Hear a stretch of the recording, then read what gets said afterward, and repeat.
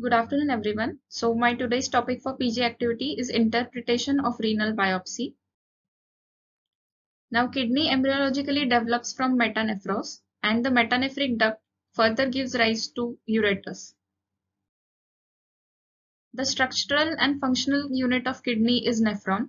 So, here, as you can see, it consists of the glomerulus, which contains a glomerular tuft of capillaries surrounded by the Bowman's capsule.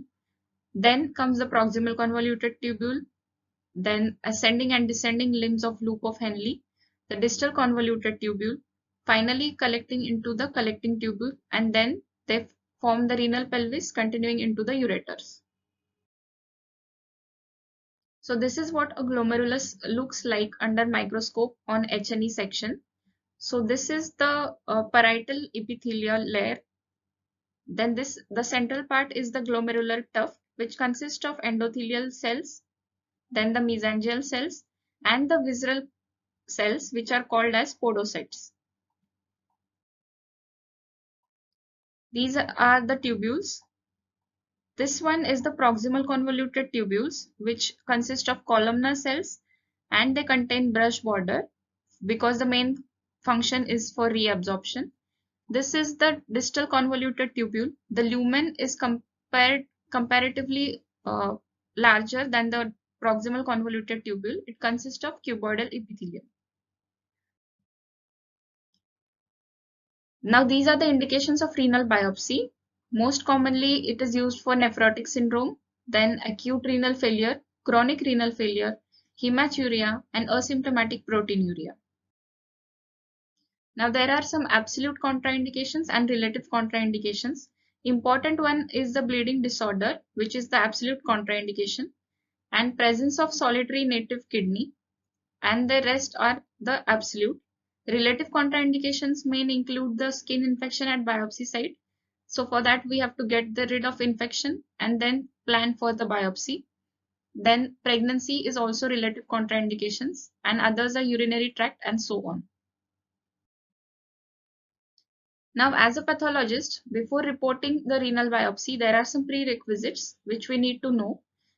Important ones are the age and sex of the person, then the reason for renal biopsy, associated systemic disorders, renal function tests, and urine examination plays an important role, which consists of physical, chemical, and examination, and 24-hour urine protein examination, which is equally important. In physical examination, by looking at the color, the volume, we can guess for the associated disorder. Like if there is reddish color in urine, there can be RBC casts which point out towards a glomerular pathology. Similarly, in chemical examination, if there is presence of protein, then also we can correlate with the disorder and then finally give the interpretation. Then the workup for renal biopsy. So these are the following things which are essential before the renal biopsy. The blood pressure of the patient should be less than 160 by 90 millimeters of mercury. Urine culture should be sterile. On the diagnostic ultrasound, they check for the position, echo texture, and other things for the kidney. Important one is the bleeding time, which should be less than 10 minutes. The drugs concerned with the bleeding disorders like aspirin, clopidogrel, and warfarin are stopped 7 days before biopsy, but the NSAIDs and subcutaneous heparin can be stopped 24 hours before biopsy. And the exclusion criteria is the one which where the patient has a presence of severe anemia, platelet count less than 50,000, and prolonged prothrombin time with INR greater than 1.5. So this is the exclusion criteria. Further, moving on to biopsy techniques.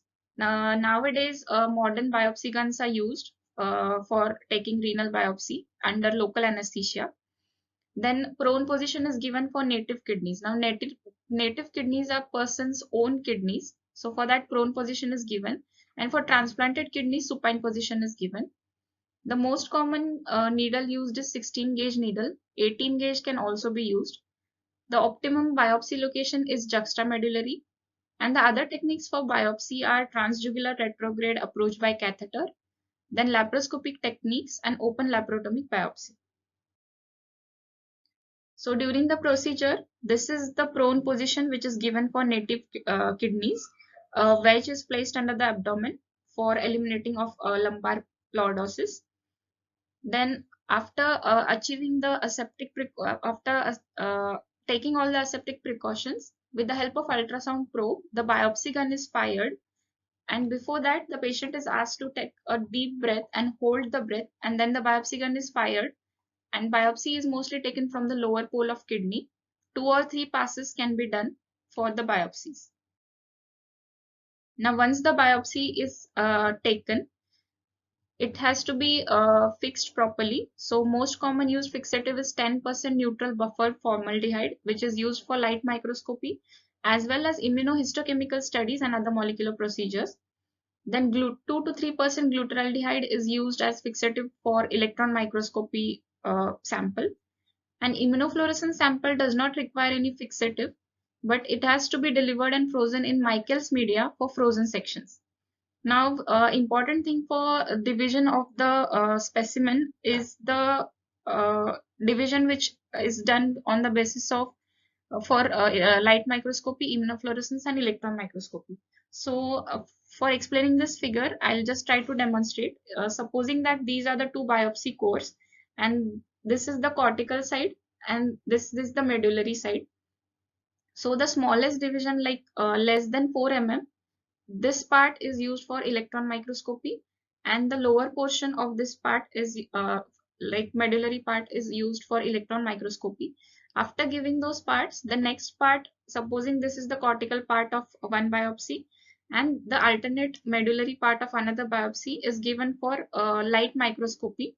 Similarly, the cortical part of another core and the medullary part of the first core is given for immunofluorescence. This is done to cover both the cortical and medullary portion of both biopsies for light microscopy as well as immunofluorescence and electron microscopy. So the smallest divisions are given for electron microscopy. Then 4 to 8 mm sections are sufficient for electron microscopy and immunofluorescence, and the largest divisions are kept for light microscopy. So the important one is adequacy of sample. The criteria is 2 biopsy cylinders with a minimal length of 1 centimeter and diameter of at least 1.2 millimeters. And the number of glomeruli which are required for adequate diagnosis are: for glomerular lesions, 5 are required; for tubulointerstitial lesions, 6 to 10; and for transplanted kidneys, 7.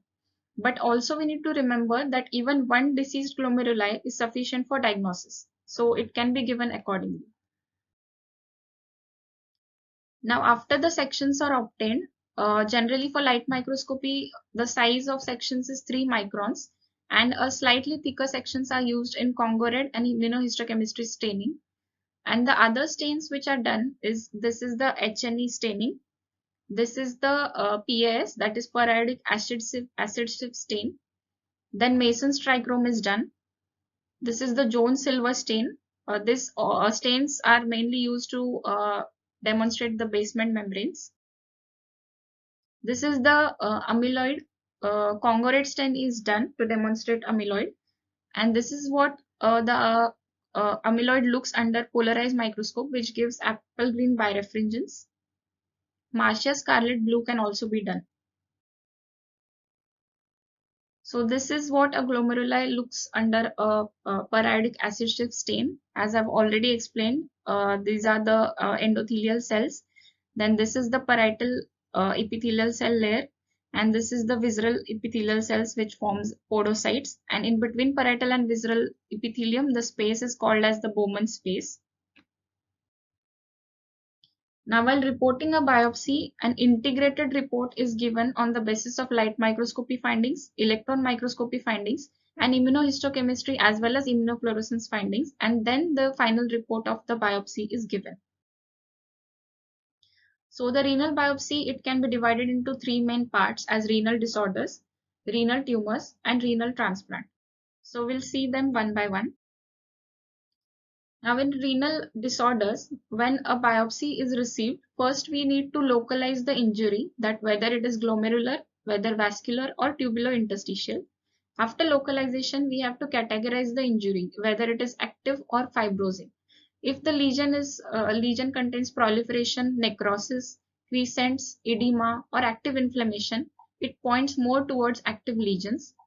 If lesion consists of glomerulosclerosis, fibrosis crescents, tubular atrophy, interstitial fibrosis, or vasculosclerosis, it points towards fibrosing lesion. After categorizing, we have to see the types of lesion for determination of nature and pathogenesis of lesions. So in systemic evaluation, these are the points which we need to look in glomerular lesion. Then there are some points which have to be looked in tubulointerstitium, and these are the points which are seen when the vessels of kidney are involved.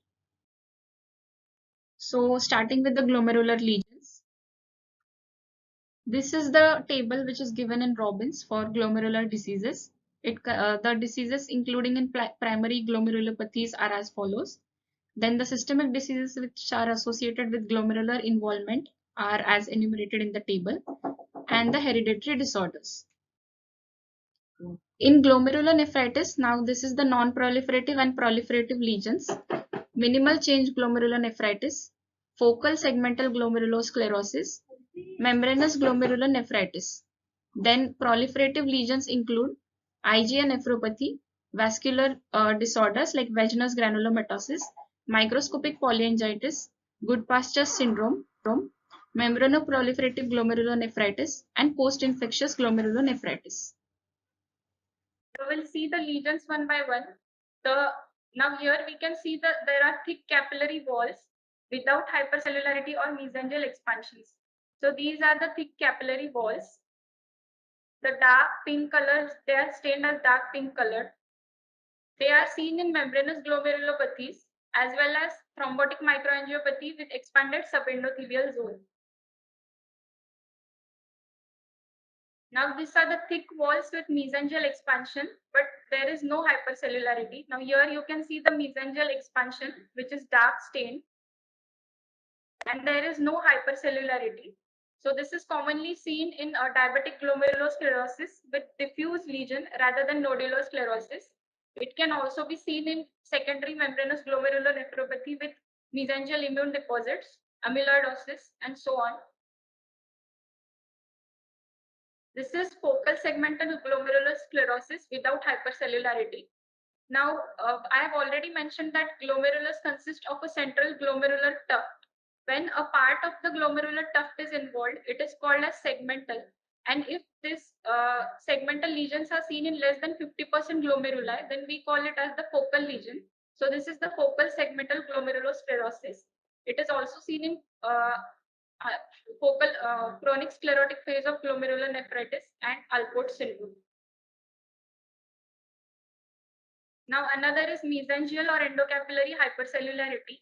Now here you can see there is hypercellularity of both the mesangial cells and the endocapillary cells.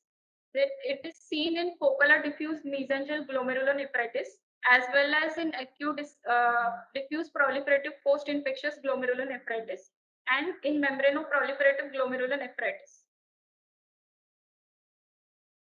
Now here you can see there is extracapillary hypercellularity. If there are cells present in the Bowman space, that is between the parietal epithelial cells and the visceral epithelial cells, more than 2 to 3 layers of cells can be seen. These are commonly called as crescents, which are the diagnostic features of rapid proliferative glomerulonephritis. So the extracapillary hypercellularity is seen in ANCA-associated crescentic glomerulonephritis, immune complex crescentic glomerulonephritis, and so on. Now, membranoproliferative lobular or nodular pattern. Now, in this Mason's trichrome stain, you can see the nodular lesions. As I have mentioned, the focal and segmental lesions. When the segment of tuft is involved, then we call it as segmental. And if the whole glomerulus is involved, then we call it as global. And if these lesions are present in less than 50%, it is called as focal. And if more than 50% glomerulus are involved, then it is called as diffuse. So this is example of membranoproliferative lobular or nodular pattern. And the commonest example is diabetic glomerulosclerosis with nodular mesangial expansion, which we commonly call it as Kimmel-Still-Wilson lesions. It is also seen in smoking-associated nodular glomerulosclerosis. Now this is advanced diffuse glomerular sclerosis. Here you can see that whole of the glomeruli is involved and there is hyalinization present here, and here the entire glomerulus is hyalinized. So it is seen in the diseases as renal failure. Nowadays end stage this term is not used as it is considered as a social stigma. So we use kidney failure term. Now moving on to immunohistological evaluation of glomeruli, it is used for the identification of pathogenic immunoglobulins and complements. The most commonly used antibodies are IgG, IgA, and IgM, and the complement components used are C3 and C1q. Another antibodies used are kappa and lambda light chains fibrinogen, and C4D is most commonly associated with transplant biopsy. There we can get ring-like lesions on the capillary walls. Now in immunofluorescence, there can be extraglomerular in a location or glomerular location. And we have to look for the pattern of staining as well as the location of the staining. So here you can see that this is the mesangial involvement. Here, this is the diffuse and capillary staining is seen. And here, both mesangial and capillary lesions are identified. Here you can see there are coarse granules present in the glomerulus. It is commonly seen in membranoproliferative glomerulopathies, which is called as humpy bumpy appearance. Then this is seen as fine granular glomerulonephritis. It is commonly seen in rapid proliferative glomerulonephritis as well as membranous glomerulonephritis. Now, electron microscopic evaluation of glomeruli. In short about the procedure, I have already mentioned that it is used in the tissue is fixed in 2 to 3% glutaraldehyde. So after the fixation, the tissue is removed and then stained with osmium tetroxide, which causes blackening of tissues. After that, it is fixed. It is added with resin, which causes the hardening of tissues, and then they are cut using glass knives into trapezoid sections, which are stained with toluidine blue and then viewed under the microscope. And this the area of interest is marked, and after that square sections are taken and the staining is done. Finally the section is stained and embedded in copper grids, which are approximately 3 mm in diameter, and then they are viewed under electron microscope.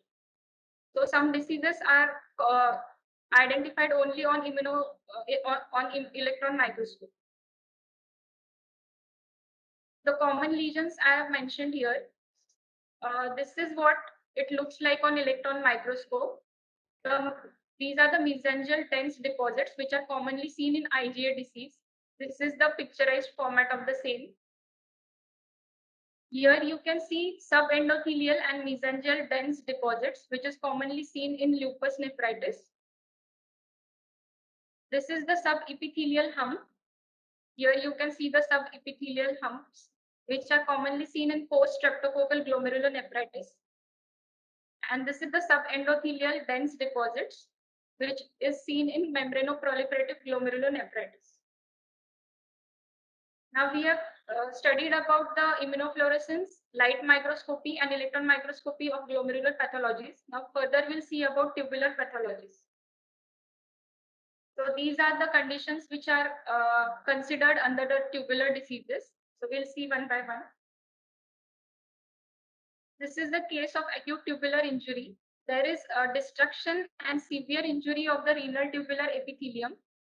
The evidence of injury are the degeneration and necrosis of individual tubular epithelial cells.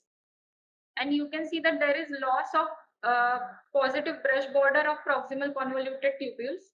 Here you can see necrotic proximal convoluted tubules. And also there are casts which can be highly pigmented eosinophilic casts. tubular casts found can be cellular or granular cast, waxy cast, WBC, hyaline cast, and RBC cast. RBC casts are commonly found in glomerulonephritis. Now, these are the chronic changes which can be seen in tubular lining epithelium. So, this is the fatty change. And this is what you can see is hyaline droplet change. These are the examples of chronic changes appearing in tubules. Now, tubulitis is an important term. It is the infiltration of the inflammatory cells through the tubular epithelium. So here you can see the inflammatory cells, and it is the marker of tubulointerstitial inflammation.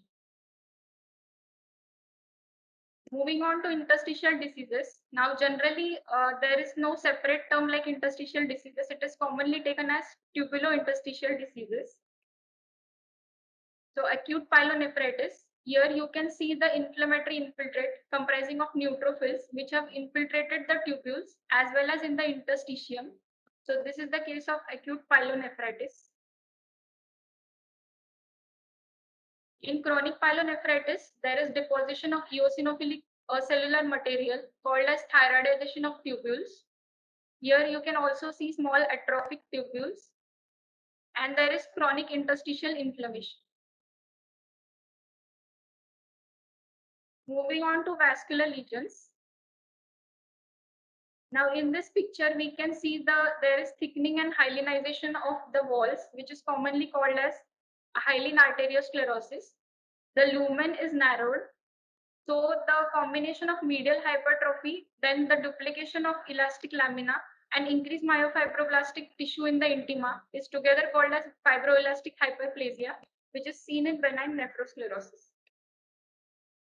So here you can see the glomeruli are sclerosed. These are the sclerosed glomeruli. So this is benign nephrosclerosis. In malignant nephrosclerosis, here you can see hyperplastic arteriolitis, which is commonly called as onion skinning appearance. It is the fibrinal necrosis of arterioles. In short, about diabetic nephropathy, what is the classes commonly divided are, the first one is where you find the glomerular basement thickening. It is the second class is mild and severe mesangial expansion, which can be greater than 25%. The third is nodular sclerosis, and lastly advanced diabetic nephropathy, where more than 50% glomeruli are involved.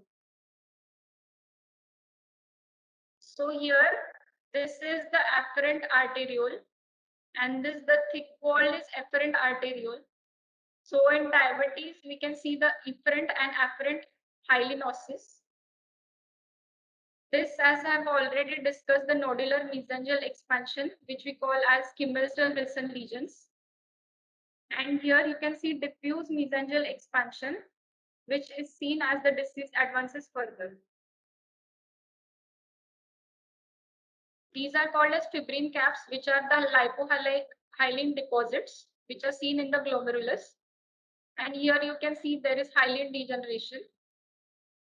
The same deposits, when they are appearing in Bowman space, they are called as capsular drops. Here you can see the eosinophilic material. Next, about lupus nephritis. So the classification of lupus nephritis according to Society of Nephrology, they have given as class first is minimal mesangial lupus nephritis. Second is mesangial proliferative lupus nephritis. Third is focal lupus nephritis. Next is diffuse lupus nephritis. Then is the membranous lupus nephritis. And lastly, advanced sclerosing lupus nephritis. So in class 1, there is minimal change on light microscopy, but we can see podocyte change on electron microscopy. So this is minimal. On light microscopy, it is not visualized. In class 2, there is expansion of mesangial cells, which you can see here. In type 3, there is focal involvement. In type 4, you can see the diffuse involvement of glomeruli. So this is type 4, diffuse lupus nephritis. Then This is class 5, which is called as membranous nephritis. Here you can see both mesangial as well as capillary proliferation. And class 6 is advanced, where you can see sclerosed glomerular.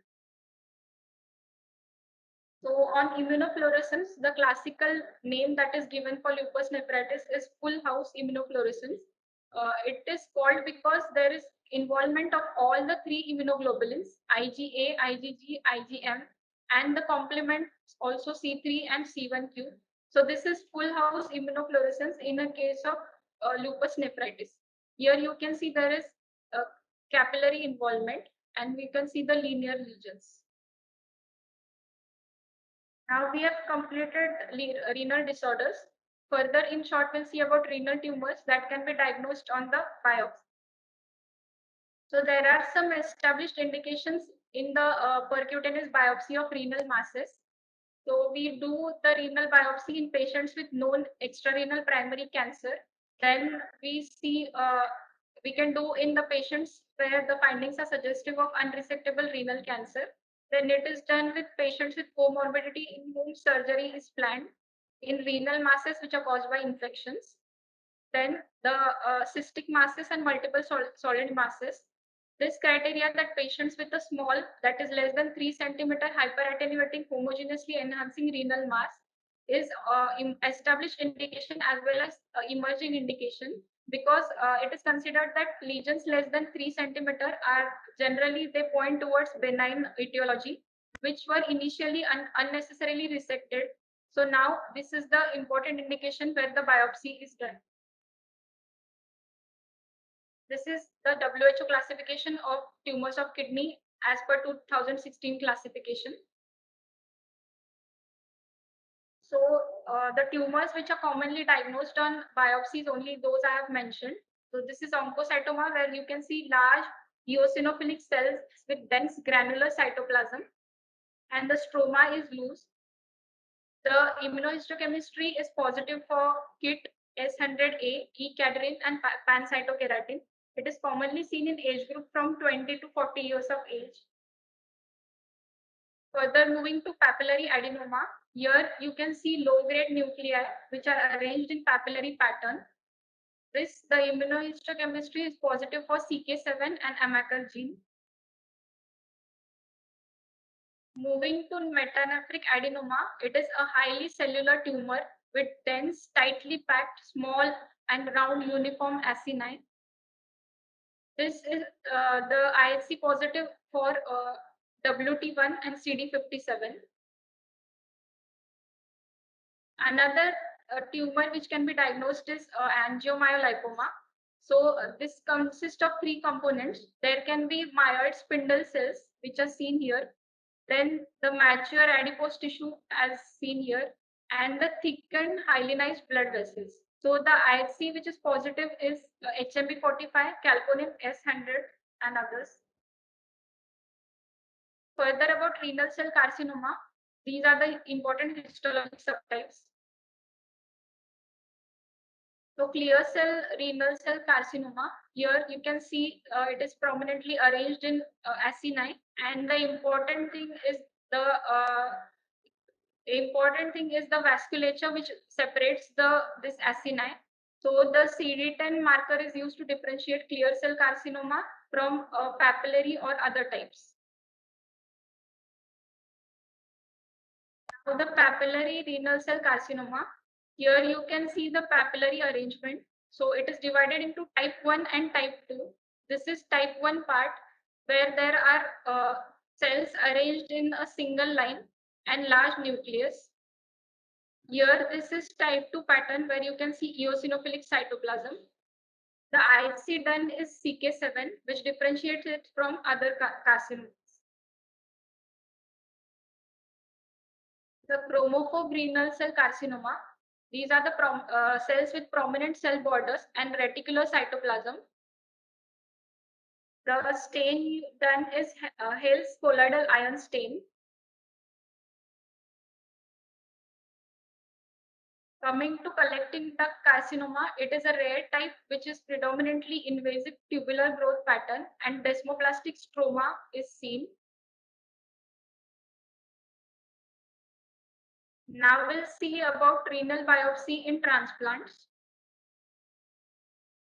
Now, when the transplanted tissue is from the same species but of different person, it is called as allograft. So when the allograft is when the biopsy from allograft is taken, there are certain types of biopsies which are done. The protocol transplant biopsy is done at 0, 3, and 12 months after renal transplantation. It is done to see whether there is any hidden disease present after the transplantation of kidney. Next is the implantation or post-perfusion transplant biopsy. It is done immediately after the transplant is done. And lastly, indication transplant biopsy. It is done when the transplant is already in the body, and then if the graft is properly working or not. So for that, we do indication transplant biopsy. In transplant biopsy, there is a criteria given as Banff diagnostic criteria. It is the name, Banff is the name of place in Canada.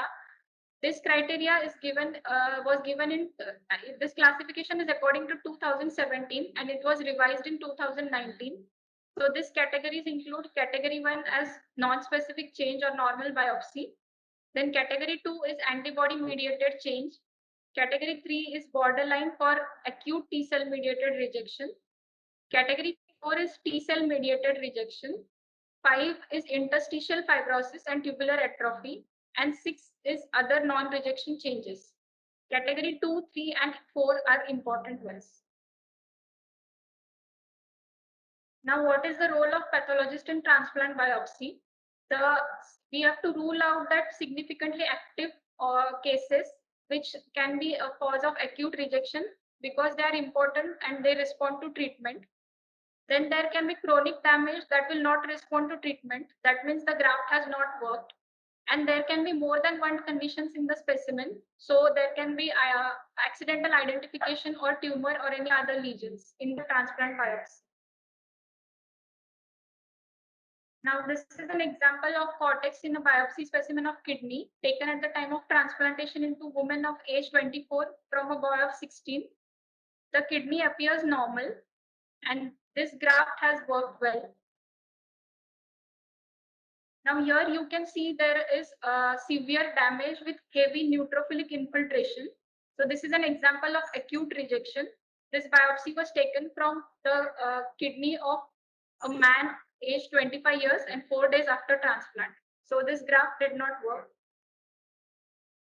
This graft is taken from 3 months after the renal transplant in a woman of 47 years age.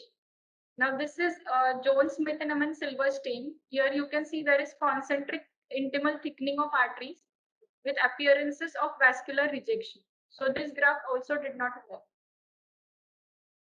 Another example is the needle biopsy in specimen of kidney taken 7 weeks after transplantation into a man of age 53 years. Then there was acute graft rejection because the cytomegalovirus was detected in the blood. So this is the cytomegalovirus organism as detected.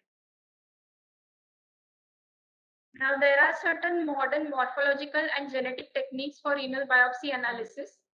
Functional markers, it is for mRNA extraction, which is done using low density arrays for gene identification. Then the morphometric analysis, it is used to evaluation of fibrosis. The multiparameter immunofluorescence or quantum dots, they are used for the culture of individual cells using immunofluorescence techniques. Then the microarray gene expression, the genes are compared with the normal genes. And here the principal component analysis. Here the specimens, they consist of the normal original component and they are compared with the compared and assessed according to the clinicopathological correlation and the disease. These are the under research, all these techniques. Now to summarize, the renal biopsy is used to diagnose renal cases so that they can be helped in targeted approach towards the treatment of these renal disorders. Secondly, they can be used to diagnose benign neoplasms, which were previously underwent in unnecessary surgical resections. And the important one is its use in renal allograft because the diagnosis of most causes of renal allograft dysfunctions are done by using kidney biopsies. So it is important in the future. These are my references. Thank you.